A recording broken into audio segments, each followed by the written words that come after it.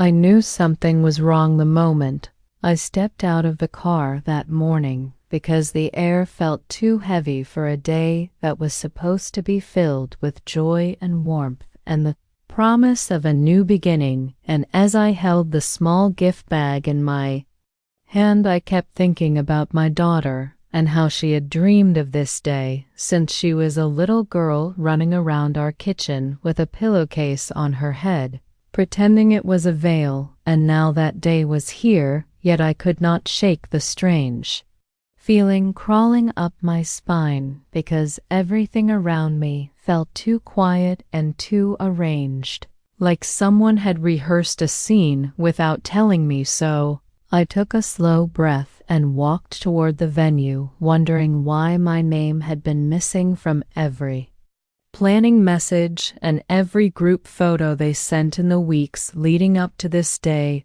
And even though my daughter swore everything was fine, I could hear the hesitation in her voice each time she said it, as if she was trying to protect me from something she did not want me to see. So when I reached the door and found it locked, even though guests were supposed to be arriving, I felt the first real pinch in my chest, and I knocked gently, thinking maybe they were just preparing something inside. But no one answered, and that was strange because I could hear soft music playing and footsteps moving and voices whispering as if they were trying not to be heard. And I tried the door again, and still nothing, so I took a step back and looked through the side window, and what I saw made my breath catch, because the room was filled with people. I knew people who had been part of my life for years, and they stood there smiling and fixing flowers and adjusting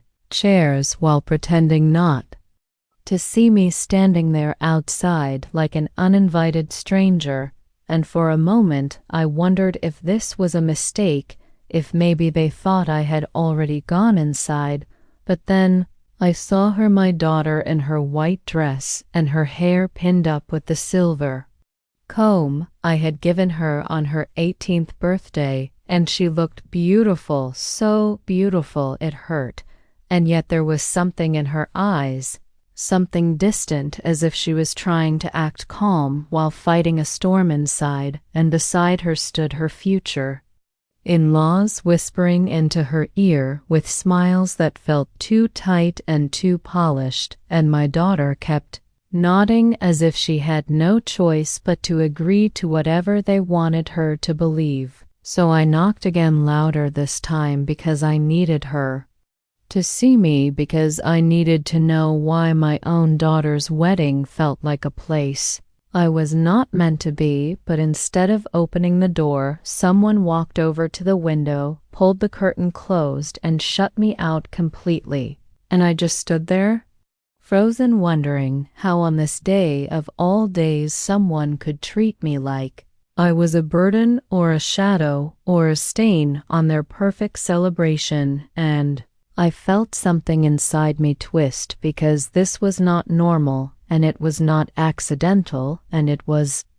not something my daughter would ever want. So if it was happening, there had to be a reason, and whatever it was, I was going to find it. And as I stepped away from the door and walked around the building, I tried to listen to the voices inside, and I caught small pieces of sentences floating through the cracks, like someone saying she better not show up because she will ruin everything, and another saying her daughter finally understands the truth about her. And I felt my hands shake, not from anger but from confusion, because what truth were they talking about, and what lies had they planted to push me out of my daughter's life? And as I stood there thinking about every moment I had worked 2 jobs to raise her alone, and every night I sat beside her bed when she had fevers, and every school event I left work early to attend, it hurt to think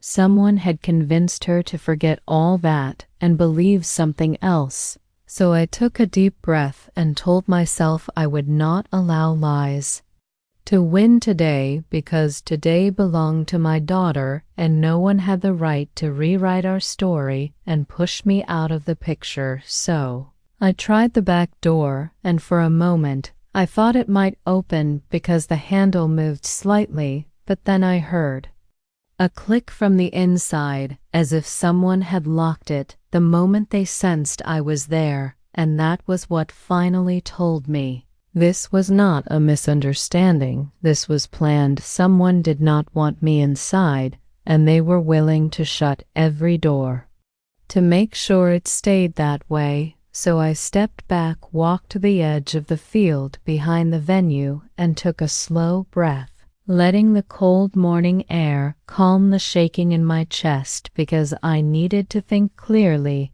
and I needed to remember that every lie leaves a shadow, and every secret leaves a sign, and if I stayed patient, I would find the truth. And when I turned toward the parking area again, I saw a small group of guests arriving, and they waved at me, smiling warmly because they did not know I had been locked out. So I approached them calmly, and when one of them reached for the front door and found it open without any trouble at all, something sharp twisted in my stomach, because the door they had locked for me opened easily for someone else. And that was the moment I knew someone inside had decided that I was not welcome, and they wanted to make sure I never crossed that threshold. But they had forgotten one thing: I was not the kind of mother who walked away from her daughter, and I was not the kind of woman who let lies bury her. So I stepped inside behind the guests, and the moment my feet touched the polished floor, I felt every set of eyes turn toward me, and in that heavy silence I realized this was only the beginning of something much darker than a simple misunderstanding, and whatever truth they thought they used to ruin me was about to come to light, because now I was finally inside, and I was ready to hear everything they had tried so hard to hide from me.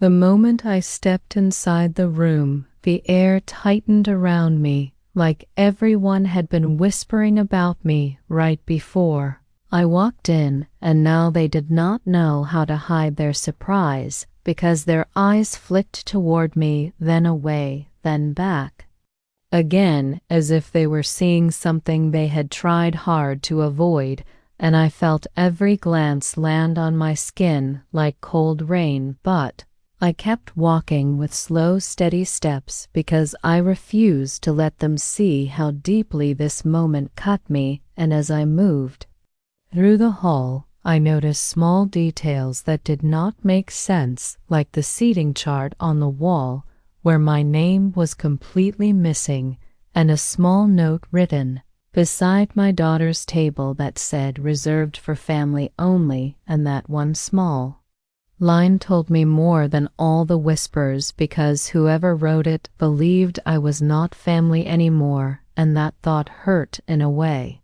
I was not prepared for, and I tried to swallow the heaviness rising in my throat, because this day was not supposed to feel like this. This day should have been filled with happiness and tears of joy, not silent accusations and locked doors. And as I stood there, my daughter's future mother-in-law approached me with a cold smile that did not reach her eyes, and she placed a hand on my arm like she was welcoming me, but her grip tightened slightly as she said, "You should have told us you were coming." And I stared at her, because what kind of mother does not attend her own daughter's wedding, and why would she act as if my presence was a surprise? And before I could speak, she glanced around as if checking who was watching, and then lowered her voice as she said, "You know, this day is very delicate, and we do not want anything to distract her." And the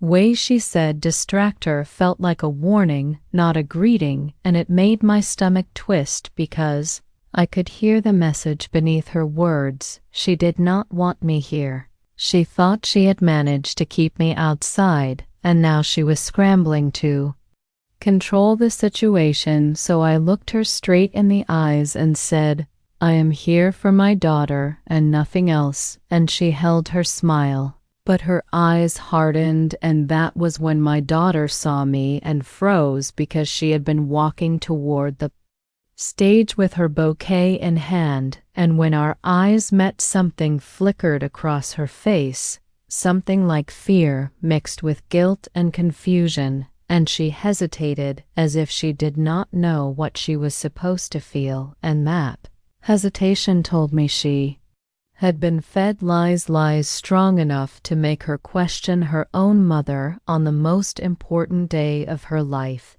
And I walked toward her slowly, not wanting to overwhelm her, and she took a step forward, then stopped as if someone had pulled an invisible string to hold her back, and when I glanced to the side, I saw her future mother-in-law standing there watching us closely like a guard making sure a prisoner did not escape, and my daughter finally whispered, "Mom, you were not supposed to come," and that sentence hit me harder than all the locked doors and all the looks, because it held pain and confusion, but also fear of upsetting someone, fear of breaking the rules someone else had forced on her, and I felt my chest tighten as I asked softly, "Why would I not come to your wedding?" And she opened her mouth to answer, but her eyes shifted to the side again toward her future in-laws, and she closed her mouth as if her voice had been stolen, and in that moment I realized she was trapped between loyalty and manipulation, and she did not know how to fight it because she believed something they had told her, something that changed the way she looked at me. And right then her future father-in-law stepped forward with a polite voice that felt sharp beneath the surface, and he said, "I think it is best if we discuss this privately." And I looked around and saw people watching us, whispering into each other's ears, and I realized they were waiting for a scene. They were waiting for me to react or break or shout, because that was the version of me someone must have described to them, the version they expected, the version they wanted to use as proof that I should not be here. But I refused to give them what they wanted, so I kept my voice steady and said, "Fine, let us talk privately." And they led me toward a small room near the back of the venue, and with every step, I felt the pressure around my daughter grow stronger, like they had wrapped her in invisible chains of control. And when we reached the room, they closed the door and stood in front of me like they were a panel of judges, ready to give me a verdict. And the mother-in-law crossed her arms and said, "We did not want to embarrass you, so we thought it was better if you stayed away today." And my hands curled slightly at my sides because the coldness in her voice was not about protection, it was about exclusion. And I said calmly, "I am her mother and I have every right to be here." And she frowned as if my existence itself was an inconvenience and said, "Not after everything you have done." And that sentence stopped my breath because it hinted at something specific, something they believed they knew, something they thought they could use against me. And I asked quietly, "What do you think I have done?" And she looked almost satisfied as she said, "She told us everything." And when I heard that, my heart dropped because my daughter had not spoken to them until recently, and the only reason she would say something that could be used against me was if someone had planted an idea in her mind, planted a lie so carefully that she thought it came from her own memory. And I stared at the mother-in-law and asked what everything, and she lifted her chin proudly and said that you abandoned her when she was young, and that you tried to come back only after she became successful. And I felt the room tilt slightly because that was not only untrue, it was the exact opposite of reality, and I realized then that someone had rewritten my daughter's childhood in her mind. Someone had taken our hardest years, our struggles, our victories, our pain, and twisted them into a story that made me look selfish and uncaring. And I said slowly, "That is a lie," and the father-in-law shrugged as if the truth did not matter and said, "It is what she believes." And that was when I understood the depth of their plan. They had cut me out long before the wedding, long before today. They had painted a false story in her mind piece by piece until she no longer knew which memories were real and which were planted, and I felt anger rise in my chest, not the explosive kind, but the quiet, steady kind that forms when someone tries to take away the one thing you love most in the world. And I said, "If she believes that, then I will show her the truth myself." And the mother-in-law laughed softly as if that was impossible, and she said, "She will not listen to you now." And I stepped closer, looked her directly in the valet eyes and said, "Then you have no idea what kind of mother I am, because I have fought for my daughter since the day she was born, and I will not stop today." And I walked out of the room, leaving them standing behind me because I realized something important. I had walked into this wedding alone, but I was not leaving alone. I was taking back my daughter, and the truth, no matter how many lies stood in my way. I walked out of that small room with my heart steady and my steps firm, because now I understood the shape of the lies that had been wrapped around my daughter, and I knew the only way to break them was to remind her of the truth she once carried in her own heart. And as I stepped back into the main hall, the music had changed and people were taking their seats, and everything looked picture perfect, yet every detail felt wrong because it was built on a foundation of manipulation and control. And I kept my eyes on my daughter, who stood near the stage with her bouquet in her hands, looking like someone caught in a storm. She did not choose, and I moved toward her slowly because I did not want to frighten her or make her feel cornered. And when she saw me approaching, she took a small step back and clutched her bouquet tighter. And that tiny movement cut me deeper than any words because it showed how much fear had been planted inside her. And I stopped a few feet away and said softly, "We need to talk." And she shook her head quickly and whispered, "Not now, this is not the time." And I could tell she was scared, not of me but of upsetting the people who had twisted her thoughts and tied them to their own version of the truth. And I said gently, "If not now, then when you deserve to know what has been done." And her lips trembled slightly as if a part of her wanted to listen. But then the mother-in-law appeared again, placing her hand on my daughter's shoulder like she owned her, and she said, "There is nothing to talk about, everything is settled." And my daughter looked down like a child waiting for instructions, and that was when I realized I needed proof, something undeniable, something that would break the lies they fed her and bring back the girl who used to run into my arms after school shouting, "Mom, guess what happened today?" And right then, like the universe itself, stepped in a familiar voice, called my name from behind, and when I turned I saw Mrs. Warner, my old neighbor from the street where my daughter grew up, and she walked toward me with her cane tapping gently on the floor and a warm, determined look on her face, and I felt a small spark of hope because she had seen everything she had lived beside us through all the years of struggle and joy, and she knew the truth of my motherhood better than anyone. And she looked at my daughter and said, "Oh, sweetheart, you look beautiful today."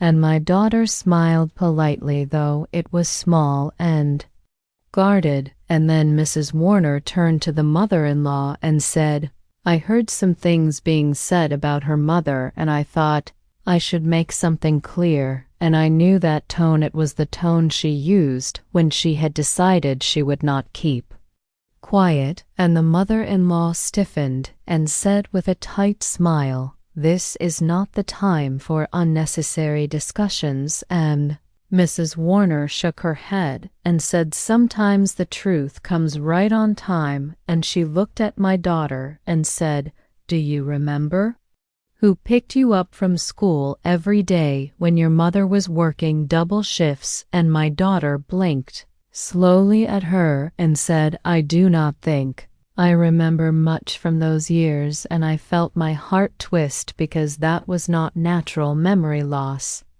That was memory replaced. And Mrs. Warner nodded gently and said, "I remember because I was the one who stood beside you at the gate every afternoon, waiting until your mother ran down the street still in her work uniform, so you would not feel alone." And my daughter's eyes widened just slightly, because some part of that memory still lived deep inside her. And Mrs. Warner continued, "You used to run into her arms every day telling her you missed her, and she would hug you so tight you almost disappeared in her arms, even when she was tired enough to collapse." And my daughter swallowed hard and looked down at her bouquet, and the mother-in-law stepped forward quickly, saying, "This is unnecessary. Please, we have a ceremony to begin." But Mrs. Warner kept speaking, her voice stronger now, and she said, "You told people she abandoned her, but child, I watched her stand outside in the rain during your school events, when she could not afford a ticket but still wanted to see you, and I watched her walk home at night because she gave you the bus fare instead, and I watched her skip meals so you could have new shoes for the start of the year." And my daughter's breath caught, because the truth was starting to slip through the cracks in her mind and find its way back to her heart. And her future husband walked over looking confused, because even he did not know the depth of what had been done. And he said quietly, "Maybe we should hear her out." And the mother-in-law glared at him, but he stepped aside and looked at me with a kind of curiosity mixed with concern and said, "Is this all true?" And I kept my voice calm and steady as I said every word. And my daughter looked between us, her eyes filling with uncertainty, struggle, conflict. And then she whispered, "But they told me you left me for years." And I felt a wave of pain wash over me, because it showed just how deeply she had been misled. And I stepped closer and said gently, "I never left you, not for a single day, not for a single moment even. When life was hard, I stayed right beside you, sometimes behind you, sometimes in front of you, but always with you." And her lips trembled, and she said quietly, "Mom, why would they tell me that?" And I could see the beginning of anger forming inside her. Anger at the betrayal, anger at being used, anger at being manipulated. And the mother-in-law quickly said, "Because she wants your money, she wants your success. That is why she came back." And that was the moment the last thread snapped, because my daughter knew deep down that everything I ever did was to support her, not take from her. And she looked at me with tears forming and said, "Were you ever gone?" And I whispered, "Never." And she broke just enough for the truth to slip in like light through a cracked window. And she took a step toward me, wanting to believe, wanting to reach, but still afraid. And that was when her future father-in-law stepped forward, raising his voice slightly, and said, "Enough, this is ruining the ceremony, and we will not allow And he reached for my daughter's arm as if to pull her back into place, and something inside me surged because no one had the right to control her like that, not on her wedding day, not ever. And I stepped closer, lifting my chin, and said, "Let her decide." And the room went silent, completely silent, like everyone was holding their breath, waiting for what she would say. And my daughter looked around at the faces watching her, then at the people who had twisted her memories, then at me, the mother who had fought for her quietly for years. And for the first time since I walked into that venue, I saw clarity forming in her eyes, clarity breaking through the fog that had been forced around her. And I felt the shift in her heart, a shift that told me she was beginning to see through the lies and beginning to remember who truly stood by her side all her life. And that moment was only the beginning of the truth that was about to unfold. The room stayed silent as my daughter stood there trying to breathe through the storm inside her chest, and I could see the weight of the lies she had been handed pressing down on her like a heavy stone. And I wanted to reach out and hold her, but I knew she needed to reach for the truth herself and not feel pushed or guided by anyone, including me. So I waited and watched her lift her eyes and look straight at the people who had tried to pull her away from her own mother. And I saw confusion turning into hurt, and hurt turning into anger, because she was finally beginning to understand that something had been done to her mind and her memories, and not by accident but by intention, and that realization was breaking her from the inside. And she whispered softly, "Why did you tell me she left me?" And her future mother-in-law gave a stiff smile and said, "We did what we thought was best for you." And those words made my daughter step back as if she had been stung, because she finally understood that they had not protected her, they had used her and shaped her into something they could control. And she looked at her future husband with eyes that begged for honesty, and he looked torn because he had believed the same lies they whispered, and now those lies were unraveling in front of him. And he said quietly, "I did not know they had changed the story." And I felt a small relief because he sounded sincere and lost, not malicious or cruel. And my daughter placed a hand on her forehead, trying to steady herself because everything inside her was shifting and breaking and realigning all at once. And she said, "If you knew I loved my mother, why did you never ask me why she was not around?" And he swallowed hard and said, "I thought you wanted it that way." And the sadness in his voice told me he regretted not digging deeper. And my daughter took a slow breath and turned back to her future mother-in-law and said, "Did you think I would not find out?" And the woman lifted her chin like she still believed she could control the moment, and she said, "You needed distance. She is not the kind of person you should rely on." And that sentence was meant to sting, but instead it revealed the truth behind her arrogance. And my daughter stepped closer to her with steady disbelief and said, "How do you know who I should rely on when you were never there for any part of my life?" And the room felt like it tilted because the power was shifting, and the woman knew it. And my daughter looked at me then, and her eyes softened in a way I had not seen in months, and it felt like the child she once was had reached through the fog to touch the truth again. And she whispered, "Mom, what really happened?" And her voice trembled with a painful hope. And I took a deep breath because this was my moment to bring back everything they had tried to erase. And I said, "When you were young, I worked 2 jobs to keep us alive, and it was hard and lonely and exhausting, but I never left you, not even for a single day." and I paused, letting those words settle into her heart, and then I continued. You remember little pieces, but they buried the rest inside you, and she closed her eyes tightly as if something inside her was trying to break through. Old scars, and then she opened them again, shining with tears that she had been holding back, and said quietly, I remember being held on a bus. I remember your jacket around me on cold nights. I remember running to someone, but I thought it was a dream.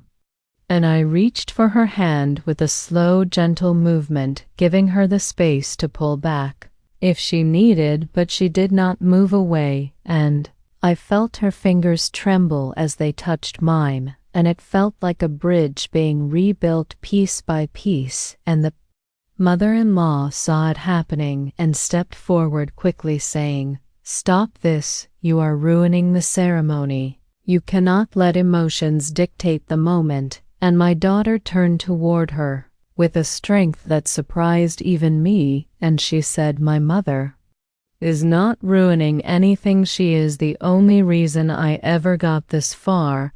And the room burst into quiet gasps, because no one expected her to speak with that much certainty. And the mother-in-law tried again, saying, She is manipulating you. And my daughter shook her head and said, You manipulated me. You shaped my memories to make me think I was broken and alone and unwanted, and I watched the woman freeze because the truth had finally been spoken aloud, and there was no way to take it back, and my daughter pulled her hand from the woman's grasp and stepped beside me, and that one small movement felt like a shattered world coming back together, and her future husband stepped forward, looking afraid and unsure, and he said, I did not know they told me she left you, and I believed them, and I could hear real regret in his voice, so I did not blame him, not yet. But my daughter looked at him slowly and said, Did you ever try to talk to my mother? Did you ever question their story? And he lowered his gaze because he had accepted the narrative given to him without checking the truth himself, and my daughter's voice softened but held a firm edge as she said, Love needs trust needs truth, and truth needs effort, and you did not make any effort. And the silence that followed was heavy, because the ceremony was moments away from starting, yet everything had changed, and my daughter took another step back as if she needed space to breathe and think, and she looked at me again and said quietly, Mom, I feel like my whole life has been rewritten, and I nodded and said, And now you get to write it again with the truth this time, and she let out a shaky breath, because the reality of everything was settling into her bones. And the guests, who had been whispering earlier now, sat frozen in their chairs, watching the entire story unfold like a scene from a world they never imagined stepping into, and I felt a strange calm settle in my chest, because the truth was no longer hiding behind closed doors or whispered lies. It was standing right here, between us, alive and undeniable, and my daughter looked around the hall at the decorations, the flowers, the stage, and she whispered, This was supposed to be my happy day, and I said softly, It still can be, but only if it is built on truth, not lies, and she nodded slowly, and then looked at the people who had twisted her world and said, I need time to think before I marry anyone, and the mother-in-law gasped in horror, and the father-in-law muttered something under his breath, but my daughter ignored them and stepped away from the wedding stage, and everyone watched her walk toward the exit with her dress trailing behind her like a quiet declaration of freedom, and I followed her slowly, not pushing, not leading, just walking with her, because that was what I had always done, and that was where the real shift in her heart finally began. Outside the wedding hall, the air felt colder than it should have been, and my daughter stopped near the garden wall, her fingers trembling as they clutched the fabric of her dress, and she took a long, shaky breath as if she were trying to breathe out years of confusion and breathe in a life that finally made sense. And I stood beside her quietly because she was not a child anymore, and she needed space to sort through the storm inside her. And after a moment she said in a soft, breaking voice, "I feel like someone stole years from me." And I nodded slowly because that pain was real and deserved to be spoken, and I said, "They cannot steal what you are willing to reclaim." And those words made her close her eyes as if she were gathering strength from the truth she had finally touched, and she whispered, "Why would they do this? Why would they hate you so much?" And I let out a slow breath because the story was deeper than I wanted to tell on her wedding day, but the time for silence had passed. And I said, "They never hated me, they feared losing control, and you were the closest thing they had to power." And she looked at me with a mixture of pain and disbelief, because she was beginning to understand the twisted logic behind the lies. And she said, "They treated me like I was broken so they could fix me their way." And I nodded because that was exactly what had happened. And her voice cracked when she said I trusted them, and I put a hand on her shoulder gently and said, "Trust is not a mistake when you are given a false story to live in." And she exhaled slowly, her breath shaking like a leaf in the wind, and she said, "And him, what about him? Did he know?" And I answered quietly, "I think he was given a version of you that benefited them, and he accepted it because it was easy, not because it was true." And she took that in with a deep, painful silence. And then she looked toward the wedding hall where her fiancé was standing in the doorway, unsure whether to approach or wait. And he looked small in that moment, like a man who finally realized the truth had consequences. And my daughter whispered, "I need answers from him," and I nodded because she deserved clarity from every side. So she walked toward him slowly, her dress brushing the ground like a soft whisper of courage. And when she reached him, he opened his mouth to speak, but she lifted her hand gently, asking him to wait. And she said in a steady yet trembling tone, "Did you ever wonder why I had no memories of my mother? Did you ever wonder if something was wrong with the story you were told?" And he swallowed hard because her words cut deeper than accusations. They demanded truth, and he said quietly, "I thought you did not want to talk about her because you were hurt by her absence." And hearing that made her take a step back because it showed how easily he had accepted the lie without looking for the real wound underneath. And she said, "Hurt and silence are not the same thing. You never asked me what I remembered. You never asked me what I felt. You accepted what they told you because it was simple." And he lowered his gaze, his voice thick with regret, as he said, "I was wrong." And she looked at him with eyes that were no longer blinded by wedding lights or promises. She was seeing him clearly for the first time, and she said, "Marriage is built on truth and partnership and effort, and I cannot marry someone who stands next to people who twisted my life without questioning why." And he looked devastated because those words felt like a veil being lifted off a future he thought was certain, and he reached out slightly, not touching her,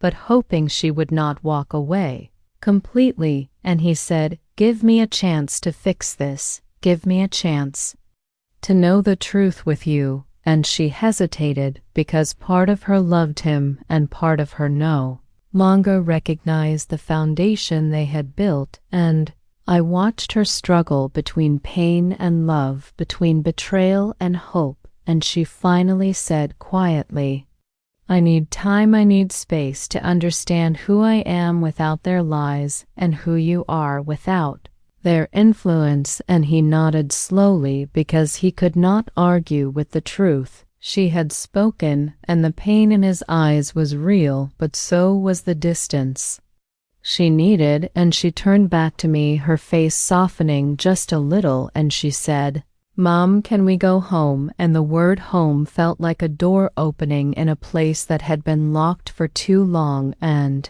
I smiled gently and said, "Yes, we can go wherever you need." And she took my hand this time, not out of fear, but out of choice, and together we walked away from the wedding hall, leaving behind the music, the lights, the expectations, and the people who had tried to write her story for her. And for the first time in many years, I felt her steps fall in rhythm with mine, like a daughter returning to a place she thought she had lost. And the night around us felt quiet but not empty. It felt like the beginning of a truth finally being lived.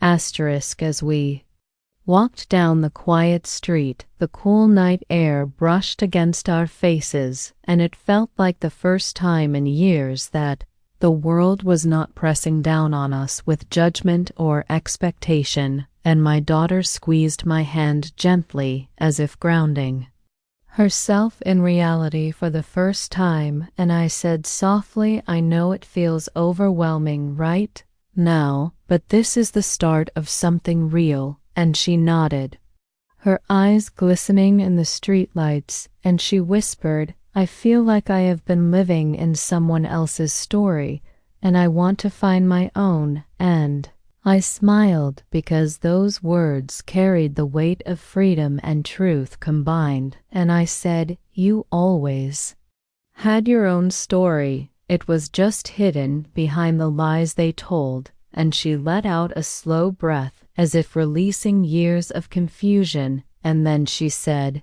"Mom, what about them? What do we do about the people who tried to rewrite my life?" And I paused because the answer was not simple. It was not revenge, it was truth and accountability. And I said, "We show them we are not broken by their lies.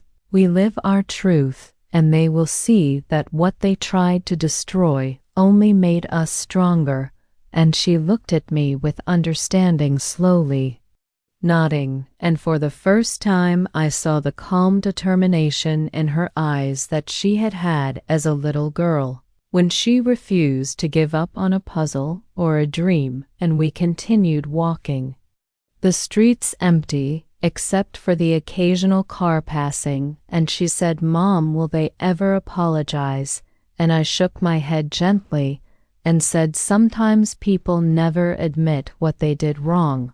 Sometimes they hide behind pride and fear, but their lack of apology does not erase what we know and the truth we carry."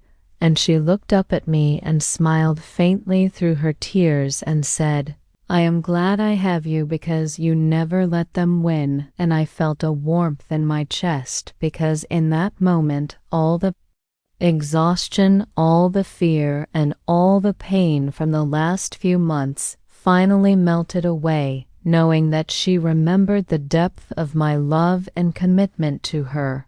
And as we reached the car, I told her, "We go home now.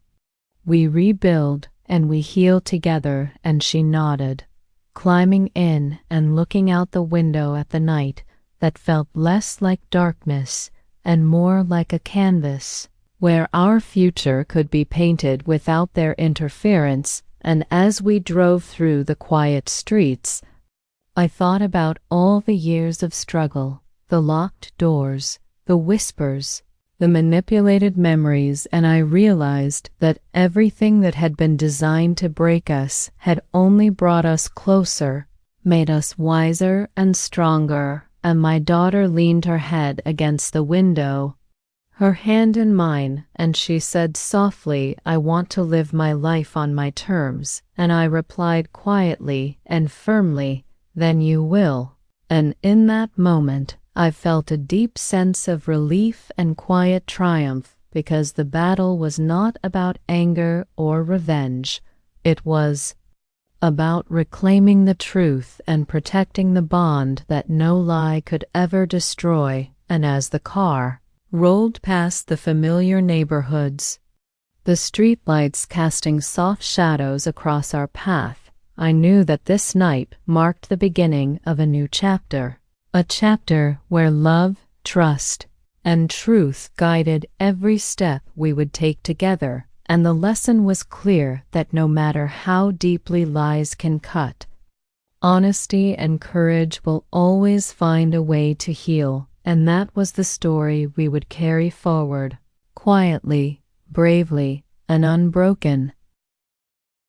The next morning's sunlight filtered through the curtains and fell softly across the room, where my daughter and I sat with cups of tea, her hands wrapped around the warm mug as if holding on to something solid in a world that had felt unstable for so long. And I watched her closely because the look in her eyes had changed overnight.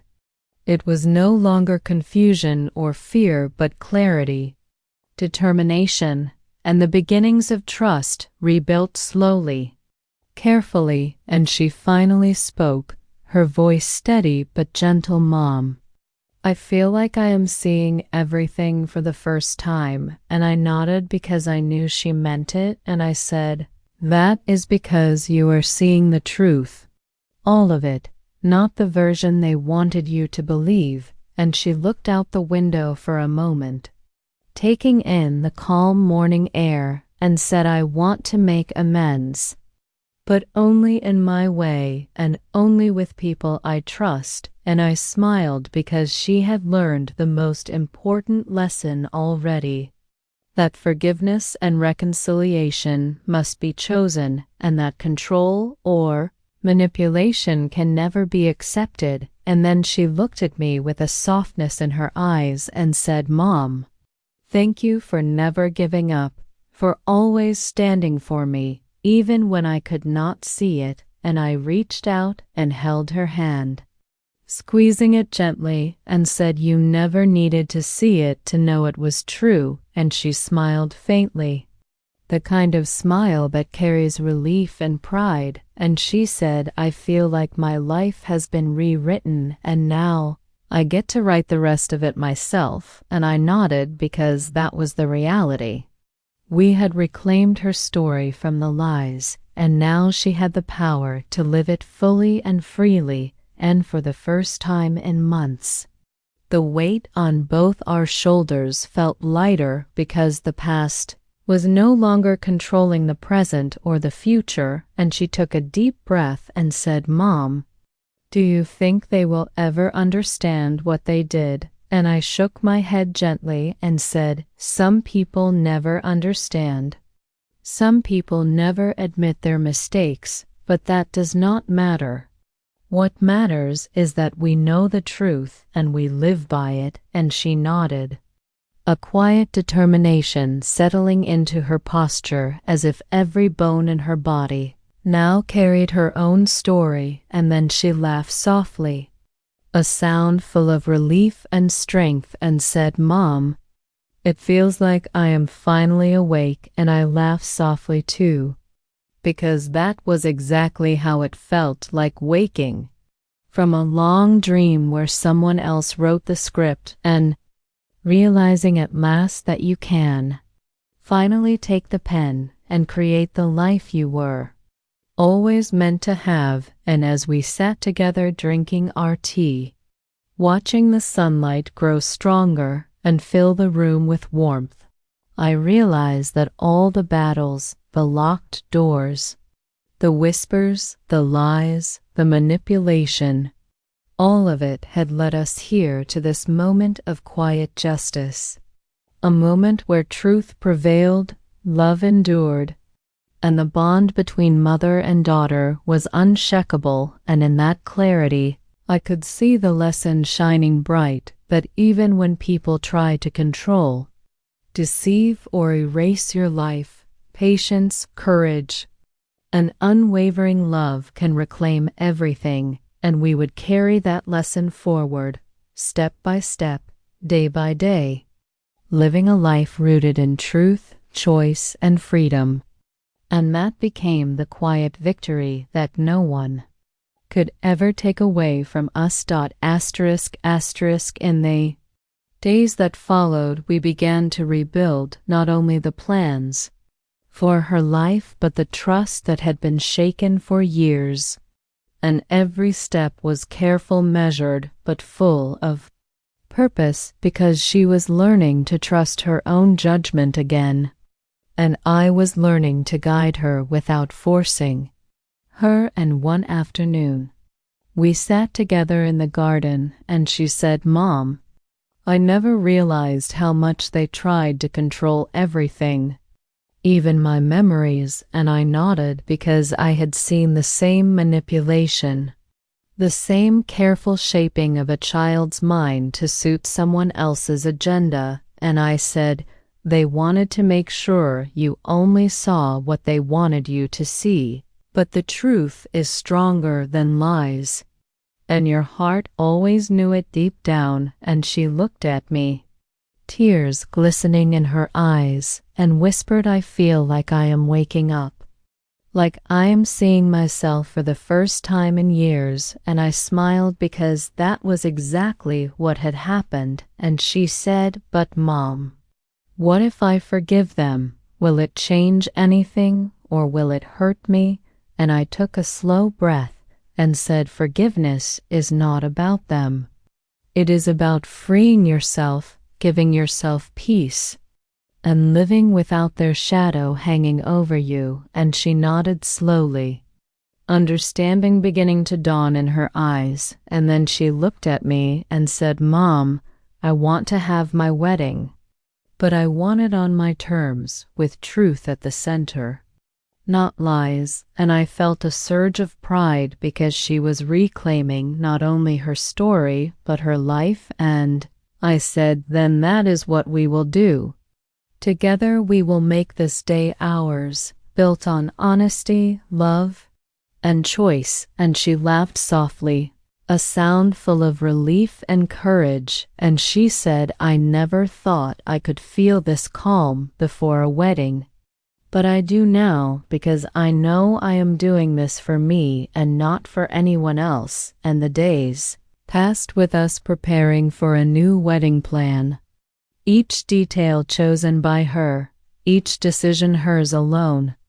And with every step she grew stronger, more certain, more herself. And I watched her and felt a deep sense of triumph, because we had taken a day that was meant to break us and turned it into a day of reclamation and freedom. And when the day finally arrived, she walked down the aisle with confidence and grace, not because the past had disappeared, but because she had faced it, understood it, and chosen her own path. And I walked beside her, knowing that every whisper, every lie, every locked door that had tried to keep us apart had failed, and that the bond between mother and daughter was stronger than any attempt at control. And as she reached the altar and looked around at the guests, she saw faces of people who truly loved her and cared for her without manipulation or fear.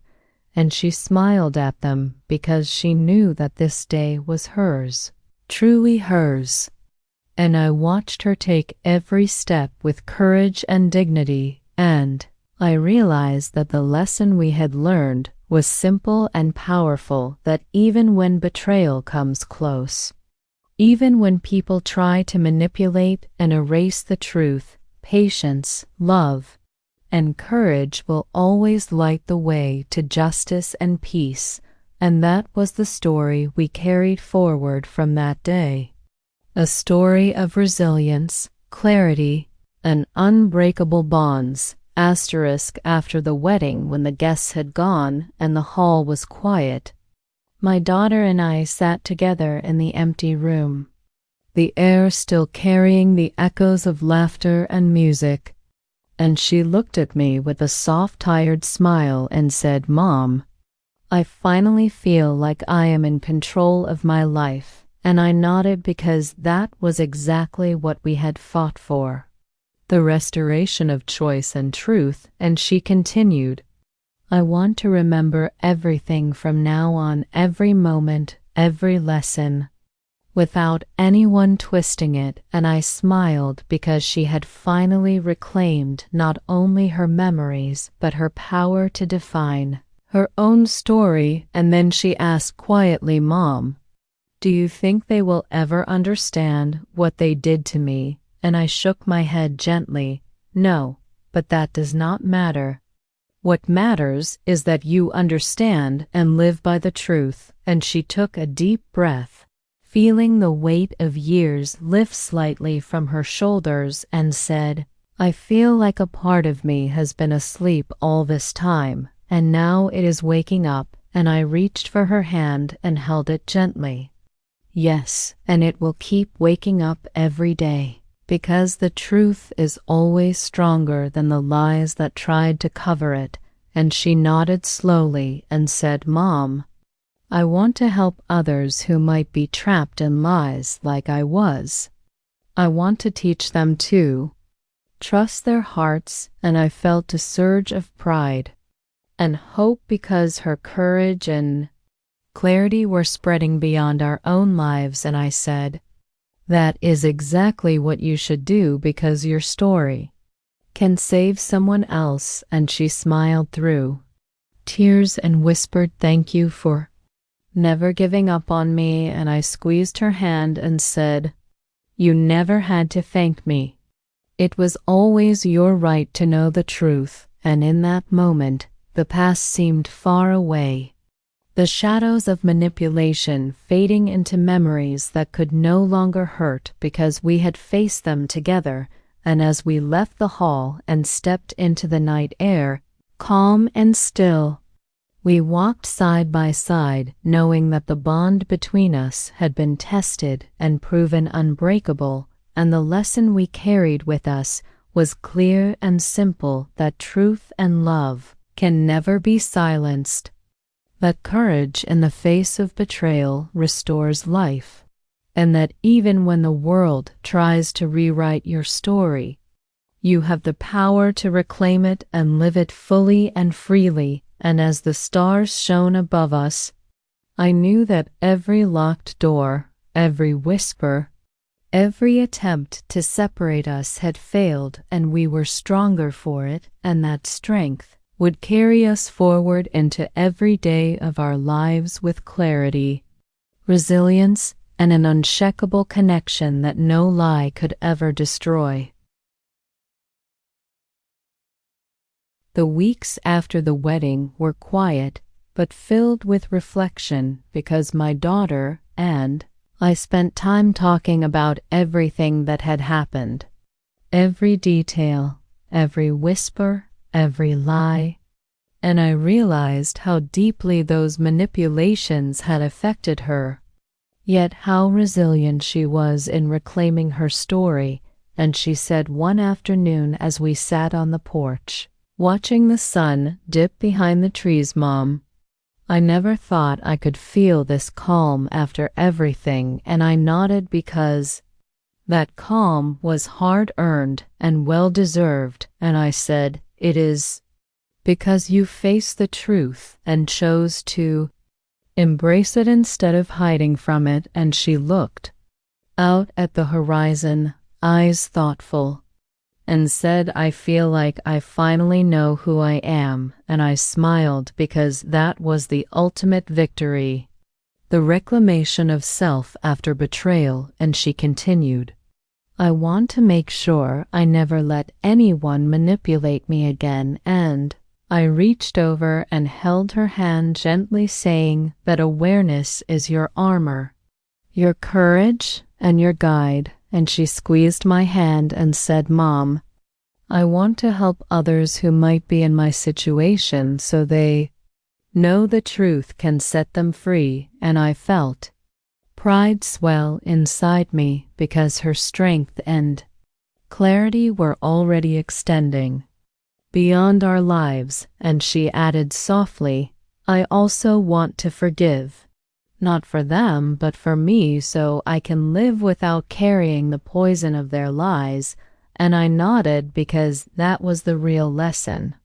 That forgiveness is a gift we give ourselves, a way to reclaim peace without condoning the betrayal, and we sat together in the fading light, hands linked, hearts steady, knowing that the battles had changed us but had not broken us, and each day after that we walked carefully but confidently, rebuilding our life, choosing our friends and allies, and surrounding ourselves with honesty and care. And when the past crept in, we faced it with calm determination rather than fear, because we had proven that no lie could hold us down for long. And one evening she turned to me and said, "Mom, I understand now that even when people try to erase your story, the truth waits patiently to be claimed." And I nodded because she had understood the deepest lesson of all, and I said, "Yes.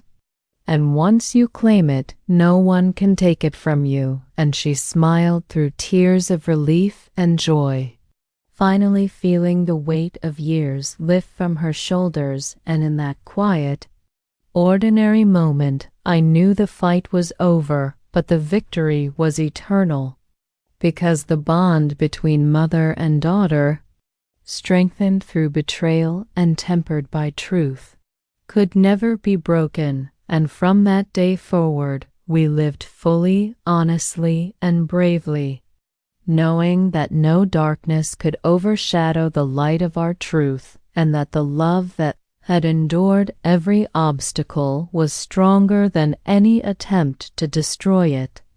And that became the story we would carry for the rest of our lives, a story of resilience, courage, and unshakable truth.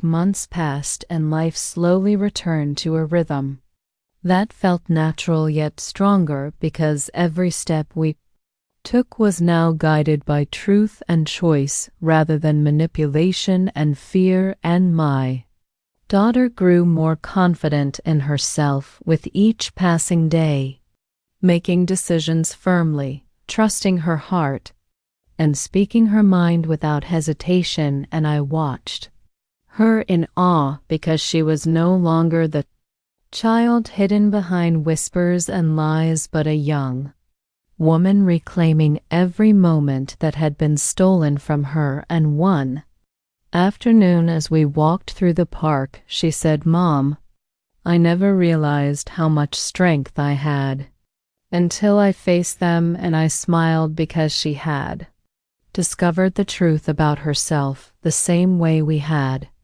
reclaimed her story. And I said, "You had it all along, you just needed the lies to fall away so you could see it." And she nodded, taking a deep breath as if filling herself with the freedom she had been denied for so long. And she continued, "I want to live my life openly, honestly, and fiercely. And I want to make sure no one ever convinces me to doubt what I know to be true." And I held her hand and said, "That is exactly what you should do, because your life is yours to live fully." And she looked at me and said, "Mom, thank you for never giving up, for never letting them break me or us." And I squeezed her hand, feeling the weight of all our struggles lift a little more with those words. And we walked on in quiet companionship, the late afternoon sun warming our faces. And I realized that this journey had taught us both something invaluable, that even when betrayal and lies try to shape your life, courage, patience, and unwavering love can reclaim it all. And she said softly, "Mom, I feel like I am finally awake, fully awake." And I laughed softly because that was exactly how it felt. And I said, "Yes. And now you get to live fully with that awareness." And she looked at me with a mix of pride and relief and said, "I want to help others who might be trapped in lies so they can find the truth and live freely, and I nodded because that was the best way to honor what we had gone through, by turning our pain into guidance and hope for others. And as we continued walking, hand in hand, I knew that no matter what the world tried to throw at us in the future, we had built an unbreakable bond rooted in truth, courage, and love, and that bond would carry us forward into every day of our lives with clarity, resilience, and the quiet justice that comes from reclaiming your own story. And finally, for the first time in a long time, both of us felt fully at peace, knowing that the past could not control us anymore and that we were free to live our lives exactly as we chose.